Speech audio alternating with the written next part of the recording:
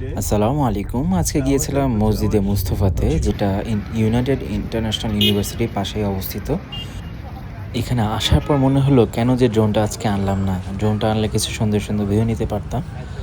এবং যখন মসজিদে প্রবেশ করলাম, প্রবেশ করার পরে যে ভিউ পেলাম আর এত সুন্দর ইন্টেরিয়র ডিজাইন সব মিলে আমার খুবই ভাল লেগেছে। এরকম এলিগেন্ট, ম্যাজেস্টিক, হোলিস্টিক একটা ভিউ মসজিদের ভিতরে। এটা খুবই ভাল লেগেছে আমার। তো এরকম ঢাকার মাঝে এরকম সুন্দর একটা মসজিদ আছে দেখে ভালোই লাগলো। শুনেছিলাম আগে, কিন্তু আজকে আসা হলো প্রথম। খুব সুন্দর একটা মসজিদ, এলিগেন্ট একটা ভিউ আছে। তো এই মসজিদটা নাকি শুনেছি বেরলভী ঘরানার মানুষজন ফান্ডিং করেছে।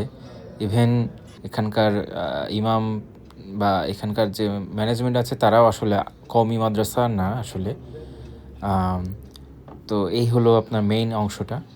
ওখানে দেখা যাচ্ছে আমাদের তুর্কি মেহমানরা, আইডিইএফ এর প্রেসিডেন্ট এবং ইন্টারন্যাশনাল কোঅর্ডিনেটর। তখন সূর্য বয়ে যাচ্ছিল, বিকাল আর কি। এবং সর্বশেষে মসজিদ কমিটির চায়ের পাওয়ার মাধ্যমে আমাদের এই পরিদর্শন শেষ হলো।